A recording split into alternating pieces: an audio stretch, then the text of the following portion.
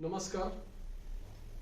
पंचनामा news portal आणि YouTube चॅनलच्या स्पष्ट आणि परखड या कार्यक्रमात मी अविनाश पाठक, मुख्य संपादक पंचनामा, सर्व प्रेक्षकांचे हार्दिक स्वागत करीत आहे. प्रेक्षक हो, 2 जून 2022 रोजी राष्ट्रीय स्वयंसेवक संघाचे सरसंघचालक डॉक्टर मोहन भागवत यांनी नागपूरला संघ शिक्षा वर्गाच्या तृतीय वर्षाच्या प्रशिक्षणार्थ्यांसमोर केलेल्या भाषणात जे काही मुद्दे मांडले त्या मुद्द्यांवरून देशभरात एका नव्या चर्चेला तोंड फुटलं आहे.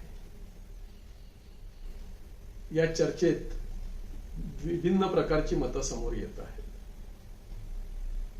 कोणी म्हणतं आहे की संघ आपल्या आक्रमक हिंदुत्वापासून दूर चालला आहे. कोणी मोहन भागवतांच्या या भूमिकांचं स्वागत करत आहे, तर काही आक्रमक हिंदुत्ववादी त्यांचा विरोधही करत आहेत.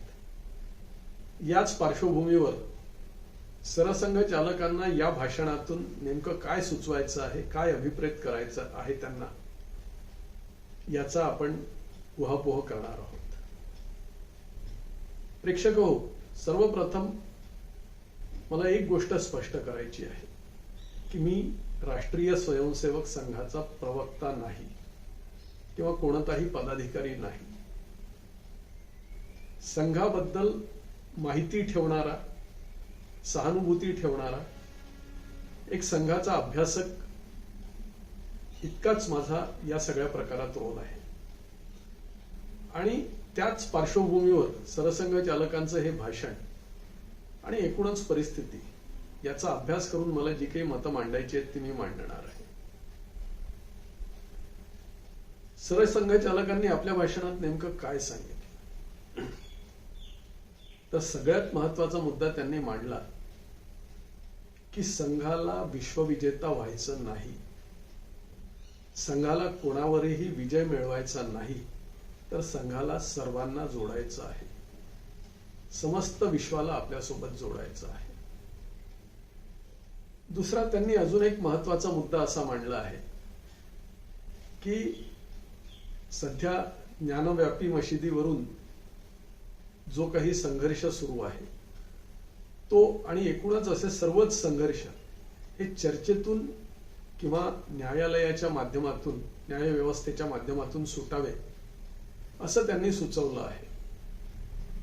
याच वेळी संघाने अपवादात्मक परिस्थितीत काही आंदोलनांमध्ये भाग घेतला असेल किंवा काही आंदोलनं केली असतील, मात्र आता अशी आंदोलनं संघ करणार नाही हे सुद्धा त्यांनी यावेळी स्पष्ट केलं आहे. या देशातले मुस्लिम हे सुद्धा मूळचे हिंदूच होते हे आज यावेळी त्यांनी पुन्हा एकदा अधोरेखित केलं आहे. आणि त्यामुळेच हे हिंदू आणि मुस्लिम यांनी समन्वयाने वागावं असंही त्यांनी सुचवलं आहे. हे त्यांच्या भाषणातले एकूण सर्व मुद्दे लक्षात घेतले तर काही काँग्रेसजनांनी याचं स्वागत केलं आहे. फक्त काँग्रेसजनच नाही तर या देशातला जो ल्युटियन्स नावाचा वर्ग आहे, ज्याला कायम संघावर एक आक्रमक आणि आक्रमकपेक्षाही आक्रस्थळी टीका करायची असते, अशा वर्गानेही या मोहन भागवतांच्या भूमिकेचं स्वागत केलं आहे. आणि एक अशीही टीका करायला सुरुवात केली आहे की संघ आपल्या मूळ भूमिकेपासून दूर चालला आहे आणि संघाचं हिंदुत्व हे आता आक्रमक राहिलं नाही आणि मवाळ झालं आहे. आता इथे मला एक मुद्दा स्पष्ट करायचा आहे की संघ आक्रमक हिंदुत्वापासून दूर चाललाय असं म्हणतात, पण संघाचं हिंदुत्व आक्रमक कधी होतं हे मला कोणी दाखवायला तयार आहे का? आपण संघाचा इतिहास बघितला, आता 2022 चालू आहे, 2025 मध्ये संघाला 100 वर्ष पूर्ण होतील. 1925 मध्ये संघाची स्थापना झाली, त्यावेळी संघाने हिंदुत्वासाठी आम्ही ही संघटना स्थापन करतो आहे असं कधीच म्हटलं नव्हतं. संघाने त्यावेळी अभिप्रेत असलेला भरतखंड, भारत देश, म्हणजे त्यावेळी आजचा भारत नव्हता, तर अगदी इकडे श्रीलंका, त्यानंतर म्यानमार म्हणजे जुना ब्रह्मदेश, बांगलादेश, भूतान, नेपाळ, पाकिस्तान, अफगाणिस्तान असा सर्व प्रदेश हा भारतभूमी किंवा हिंदुस्थान म्हणून ओळखला जात होता. या समस्त भूप्रदेशाला, या समस्त राष्ट्राला, संघ हा भूप्रदेश मानत नाही तर संघ हा राष्ट्र म्हणून मानायचा आणि आजही मानतो. या राष्ट्राला परमवैभवावर नेणे, या राष्ट्राला स्वातंत्र्य मिळावं यासाठी युवा शक्ती संघटित करणे, सज्जन शक्ती एकत्र आणणे आणि तिचा समाजोपयोगी कामांसाठी उपयोग करून घेणे, या एका हेतूनी संघाची स्थापना झाली होती. हिंदुत्वासाठी संघाची स्थापना त्यावेळीही झाली नव्हती. आता संघाच्या दृष्टीने हा सर्व प्रदेश हिंदूंचा प्रदेश म्हणून ओळखला जात होता, म्हणून हिंदुत्वासाठी असं म्हणता येईल. मात्र गेल्या काही वर्षात आपण जर बघितलं तर संघाने हिंदू हा धर्म न मानता ही एक जीवन पद्धती अशी मानली आहे आणि हिंदू जीवन पद्धती मानणारे ते सगळे हिंदू आणि ते जे काही स्वीकारतात ते हिंदुत्व, अशी सहज सोपी व्याख्या संघाने स्वीकारलेली आहे. डॉक्टर भागवतांच्या भाषणात त्यांनी नेमका हाच मुद्दा अधोरेखित केला आहे. हे जर आपण भाषण त्यांचं काळजीपूर्वक ऐकलं तर आपल्याला लक्षात येईल. त्याच्या ध्वनिफिती आजही उपलब्ध आहेत. त्यामुळे संघाचं हिंदुत्व आक्रमक कधीच नव्हतं, त्यांचं हिंदुत्व कायम मवाळच होतं. हा मुद्दा इथे मला स्पष्ट करावासा वाटतो. त्यामुळे संघाने आपली भूमिका कुठे बदलली आहे, हिंदुत्वापासून संघ दूर चालला आहे असं म्हणणं हे संघ विरोधकांनी जरूर म्हणावं, पण माझ्या मते ते त्यांचं धाडसाचंच विधान ठरेल. आता दुसरा मुद्दा असा येतो की परमवैभवावर जर राष्ट्राला न्यायचं आहे तर त्यासाठी काय करायला हवं, तर राष्ट्र बलशाली व्हायला हवं. राष्ट्र बलशाली व्हायचं असेल तर समाज बलशाली व्हायला हवा. म्हणूनच संघाने तरुणाईला मैदानातून घडवण्याचा कार्यक्रम त्यावेळी सुरू केला होता आणि आजही संघ तेच करतो आहे.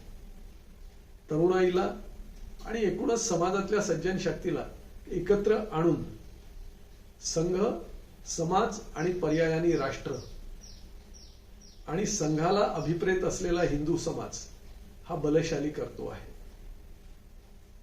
कारण जर तुम्हाला विश्वविजेता व्हायचं आहे किंवा दुसऱ्या शब्दात बोलायचं तर भारत राष्ट्राला विश्वगुरु बनवायचं आहे, तर त्यासाठी आपण शक्तिशाली असणं गरजेचं आहे. डॉक्टर भागवतांनी सांगितलंय की आम्हाला कोणालाही जिंकायचं नाही तर आम्हाला माणसं जोडायची आहे. पण माणसं तुमच्याशी जोडली केव्हा जातील? जेव्हा तुम्ही सशक्त असाल, सबल असाल, तेव्हाच लोक तुमच्याशी जोडले जातील. तुम्ही जर दुर्बळ असाल तर दुर्बळांपासून कोणीही जवळ राहत नाही आणि दुर्बळांचं कायम खच्चीकरण करण्याचाच प्रयत्न केला जातो. तुम्हाला कोणाला जिंकायचं नाहीये, हो, पण कोणी जर तुम्हाला जिंकायला आलं तर त्याचा प्रतिकार तुम्हाला करायचाच आहे आणि त्यासाठी तुम्ही सशक्त बलशाली असायलाच हवं. हा मुद्दाही डॉक्टर भागवतांनी आपल्या भाषणात मांडलेला आहे आणि हा ते काही आज मांडत नाहीये. ते किंवा त्यांच्या आधीचे पाचही सरसंघचालक प्रत्येकाने हाच मुद्दा मांडलाय ना, वेगळं काहीच ते बोललेले नाहीये. ज्ञानवापी मशिदीवरून जो काही वाद निर्माण झाला आहे त्यातून डॉक्टर भागवतांनी एक मुद्दा असा मांडला आहे की या देशात आज जो मुस्लिम वर्ग आहे तो सुद्धा मूळचा हिंदूच होता.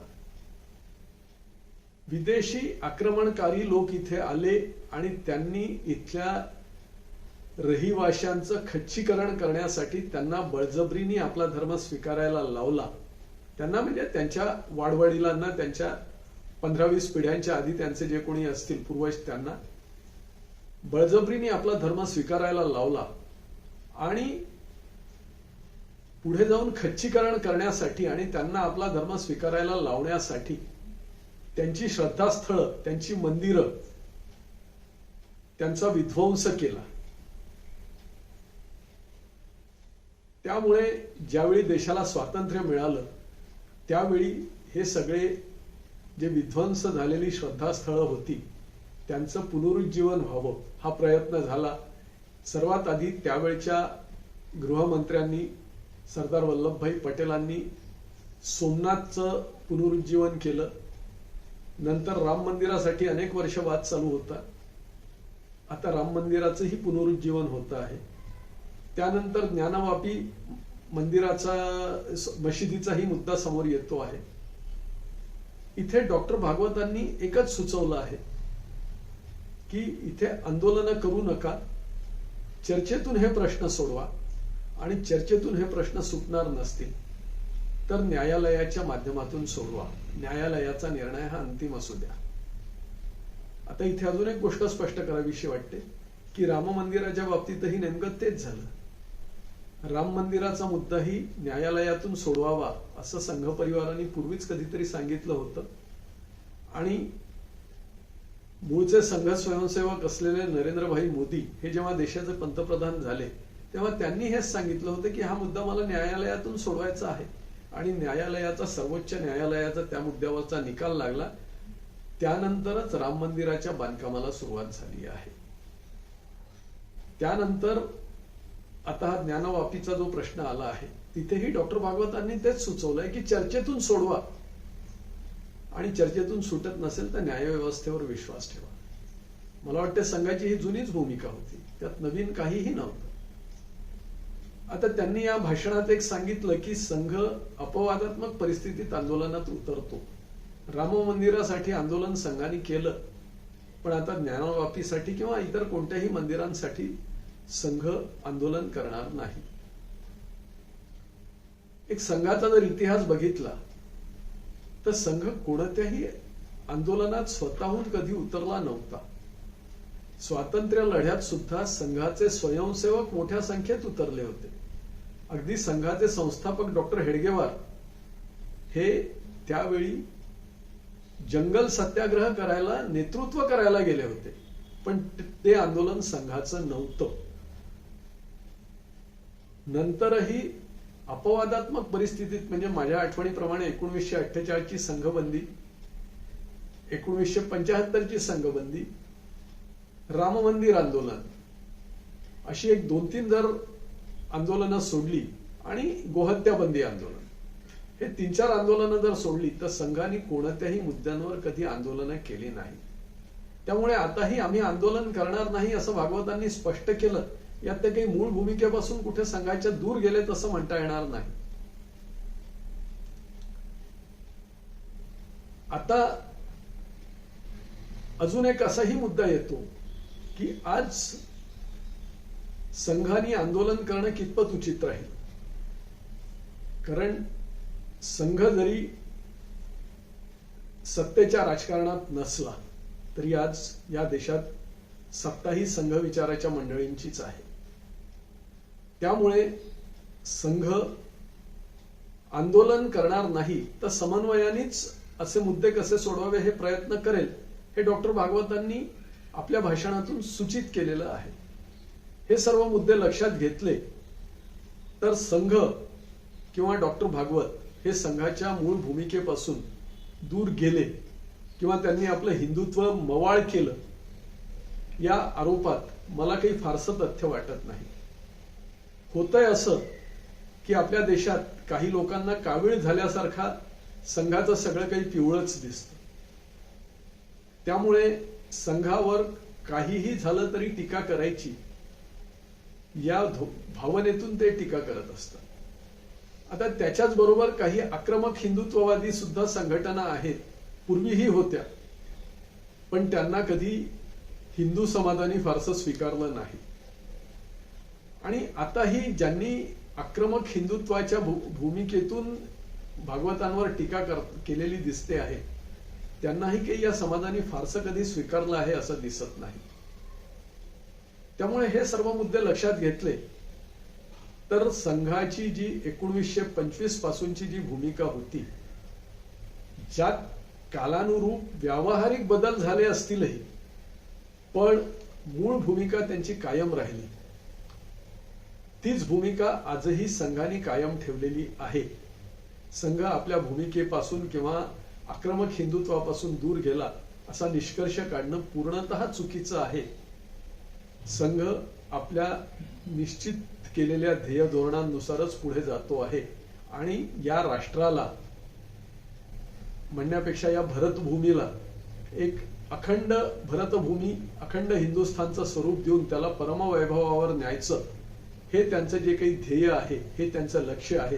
त्याच्या पूर्तीच्या दिशेने संघ वाटचाल करतो आहे असा निष्कर्ष माझ्या मते तरी काढता येतो. प्रेक्षक हो, हा व्हिडिओ आपल्याला कसा वाटला ते निश्चित कळवा. व्हिडिओ आपल्याला आवडला असल्यास इतरांनाही तो शेअर करा. आपण लाईक करा, इतरांनाही लाईक करायला सांगा. आपल्याला आवडला असेल तर पंचनामा YouTube चॅनल आपण सबस्क्राईब करा आणि इतरांनाही ते सबस्क्राईब करायला सांगा. नमस्कार.